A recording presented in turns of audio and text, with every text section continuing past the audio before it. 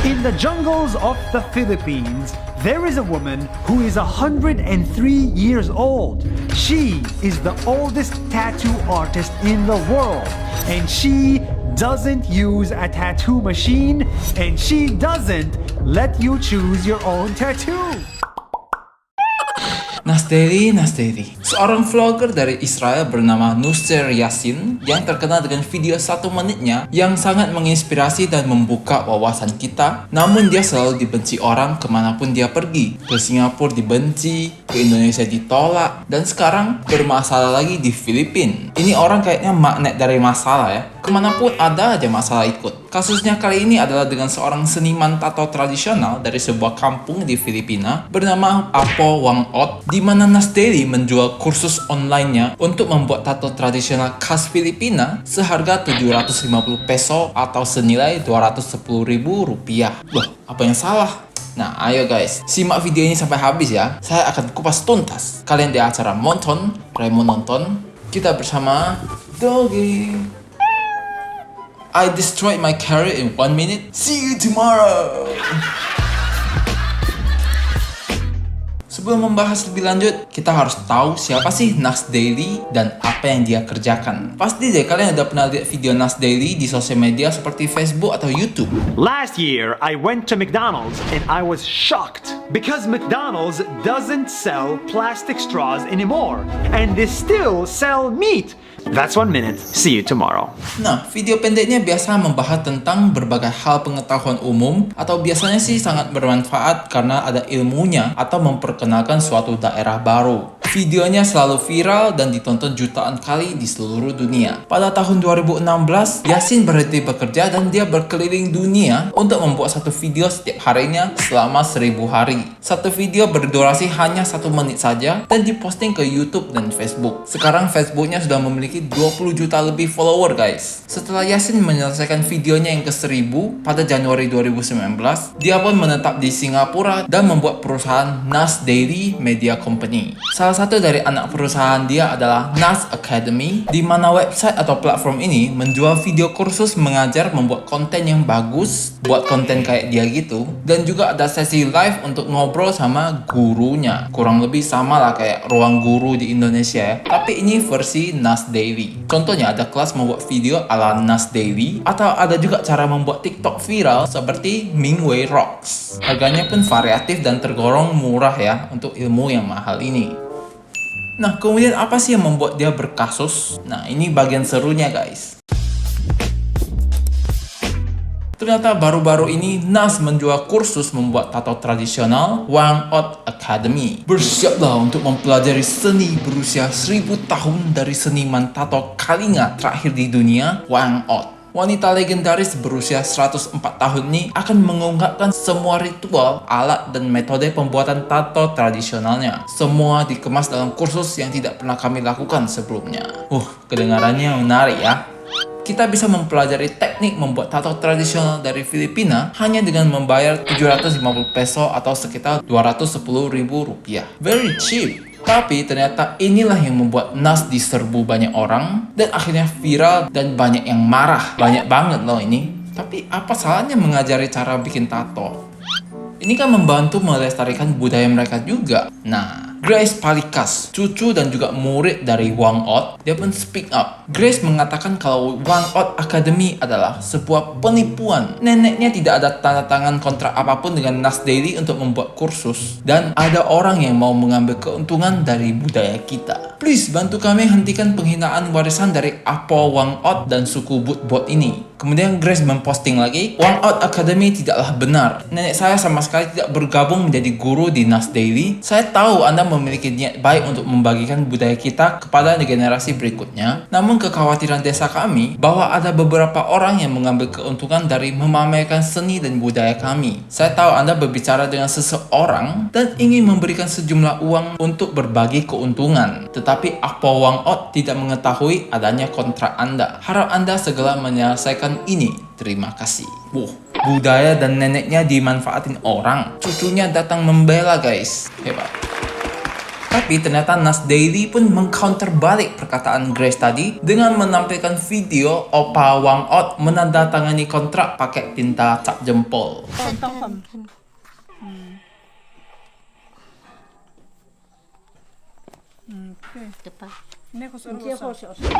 Kok gini sih? Nas mengklaim bahwa dia mencintai tradisi Wang Ot, terinspirasi olehnya, dan ingin berbagi budayanya untuk generasi mendatang. Jadi Nas mengajukan ide kepada keluarganya untuk membuat Akademi Wang Ot, dan keluarganya yang hadir di sana sama-sama menyukai ide ini. Mereka pun bekerja sama dengan Nas untuk membangunnya dengan si Oppa Wang Ot yang mengajar. Nas mengklaim lagi bahwa keponakan terpercaya Wang Ot bernama Estella Palangdao hadir dan menerjemahkan isi kontrak sebelum Wang Ot menandatangani dengan cap jempolnya, menandakan persetujuannya dengan proyek tersebut. Itu adalah bukti ini bukan penipuan dan telah mendapat persetujuan dari dia dan keluarganya. Memang benar sih, ya kan? Ada bukti, ada video lagi guys. Oh, hebat. Tapi melihat kolom komentar, banyak sekali semua netizen tidak setuju dengan Nas Daily yang memanfaatkan suku pedalaman untuk menjual budaya dan tradisi mereka dengan mengiming-imingi mereka dengan uang. Dan tanda tangan kontrak itu pun terkesan memaksa dan terburu-buru ya. Ini ada sedikit komentar dari saya nih. Sebaiknya budaya atau tradisi dari negara seperti tato tadi dihandle langsung oleh Menteri Pariwisata atau Menteri terkait lah. Jangan dihandle oleh orang luar seperti ini guys. Malah terkesannya kayak kita dijajah oleh orang luar. Padahal ini kan budaya kita. Ayo Menteri Pariwisata, lestarikan budaya Indonesia dengan memanfaatkan kursus online juga. Setuju?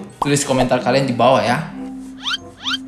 Belum reda kasus ini, ada lagi netizen dari Filipina yang juga speak up tentang kebusukan Nas Daily. Ketika Nas Daily berkunjung ke kota mereka 2 tahun lalu untuk syuting cerita yang lainnya, netizen bernama Luis de Guzman Mabulo, pendiri The Cacao Project yang bertujuan untuk menciptakan mata pencaharian yang ramah lingkungan bagi petani dan juga untuk menyelesaikan masalah pangan di sana. Ini agak panjang sih, tapi worth it untuk didengar guys. Ini shocking banget. Saya akan jelaskan beberapa bagian penting. Jadi Luis menulis kayak gini guys. Saya sudah diam selama 2 tahun, tapi melihat ada berita terbaru tentang Nas, sudah saatnya saya speak up. Tahun 2019, Nas Daily datang ke kota saya untuk meliputi cerita saya yaitu The Cacao Project. Jadi Luis ini adalah fans beratnya Nas Daily, dan pada saat itu Nas mendapatkan banyak exposure dari berita-berita berkat dia sukses membangun The Cacao Project dan mendapat pengakuan dari UNEP karena proyeknya sukses. Dan temannya Luis bernama Shai Lagarde mengajak Nas Daily ini untuk datang kepada Luis. Nas Daily pun datang dan keluarga Luis menyambut dia dan para content creator lainnya dengan keramahan khas Filipino. Dan dalam waktu yang singkat saja, Luis kecewa mengetahui bahwa pria yang selama ini dia kagumi bukanlah pembawa kabar baik. Dia telah menyesatkan para followernya untuk mempercayai dia. Saya melihat dia meniru dan mengejek aksen dan bahasa lokal, berbicara dengan logat seperti Tagalog dan mengatakan bahwa itu terdengar bodoh. Dia berulang kali mengatakan bahwa orang-orang di kampung halaman Luis miskin. Petani sangat miskin. Mengapa orang Filipina gitu miskin? Kata Nas. Nas juga mengatakan tidak ada yang ingin mendengarkan tentang pertanian atau petani. Itu bukan konten yang bisa diklik. Dia tidak peduli tentang membuat perubahan atau menjelaskan masalah nyata. Dia cuma menginginkan konten. Ya, konten. Cerita yang bagus dan mudah untuk diceritakan yang akan membuatnya mendapatkan lebih banyak view oleh orang Filipina. Dia bahkan bercanda bahwa yang dia butuhkan hanya menulis Filipina di judul dan dia akan mendapatkan jutaan views dan komentar dari orang Filipina yang over proud tapi gak berotak. Wah, ini kalau Nas Daily beneran ngomong kayak gitu, saatnya tinggalin dia nih. Kemudian keluarganya Luis tidak menerima salam ataupun ucapan terima kasih ketika mereka menerima Nas di rumah, lalu mengatakan kalau Luis hanya membuang-buang waktunya saja. Dia pun menolak untuk makan makanan yang sudah ibunya Luis habiskan sepanjang pagi untuk mempersiapkannya. Setidaknya ya cicipi makanan lokal Filipina lah, biar gak sakit hati kan. Nah lihat nih, orang sakit hati nih dan dia umbar semua aibmu. Jadi Luis ini sudah bekerja dengan banyak jurnalis, pembuat film dokumentasi, profesor, dan semua orang yang telah melihat karyanya, mewawancarainya, bahkan meliputinya di televisi, sama sekali tidak memiliki pengalaman negatif yang dapat mengingatkan tentang apa yang dia lihat hari itu. Diskriminasi terang-terangan terhadap orang Filipina, tanpa memperhatikan adat atau budaya setempat, Nas Daily ini sudah membangun sebuah cerita di benaknya tanpa memahami konteks dari apa yang akan dia liput. Akibatnya, Nas kecewa karena pekerjaan Louis bukan cerita yang bisa dikemas dengan sempurna seperti yang sudah dia bayangkan sebelumnya, alias tidak containable sama sekali. Emang dari petani sama sawah, kamu mau buat film apa gitu loh. Louis pun sudah capek seharian menemani Nas. Dia geram dan mencoba diam saja hingga hari ini dia pun speak up tentang pengalaman buruknya. Jadi intinya gini, Nas mengolok-ngolok bahasa logat dan pekerjaan orang Filipina yang sebagian besar adalah petani. Nas cuma butuh konten yang bisa mendatangkan jutaan views dari orang Filipina yang over proud karena nama Filipina ada di judul. Nas juga tidak sopan, bahkan gak mau makan makanan yang sudah disiapin oleh keluarganya, dan ujung-ujungnya Nas tidak jadi membuat video di tempat Louis karena tidak containable dan tidak menarik. Tapi begitulah garis besar dari tulisan Louis tentang kekecewaannya terhadap Nas Daily. Tentu saja Nas Daily mengelak lagi dong dengan mengatakan Louis ini menyebar kebohongan. The Kakao Project tidak benar adanya. Kemudian berita tentang kesuksesan The Kakao Project pun tidak benar. Nas mengungkapkan kekecewaan dan kesedihannya karena dia sudah menginvestasikan berjam-jam untuk mensupport Louis, seperti 2 hari perjalanan untuk ke Filipina, dan setelah tiba di sana ternyata zong.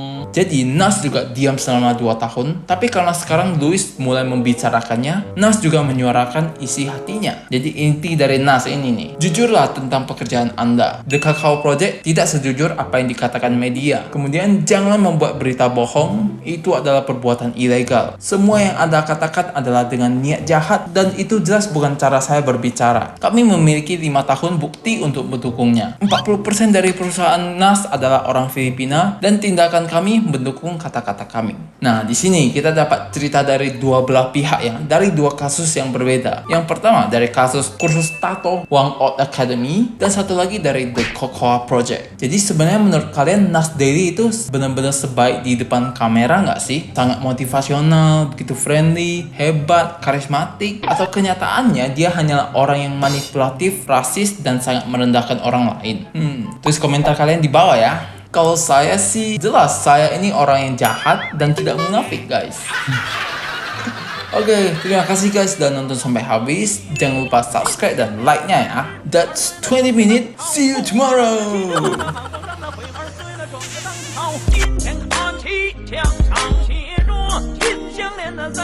2岁了，整个蛋炒，驸马郎的旗帜王啊，满皇上的回腕，2岁了，整个蛋炒。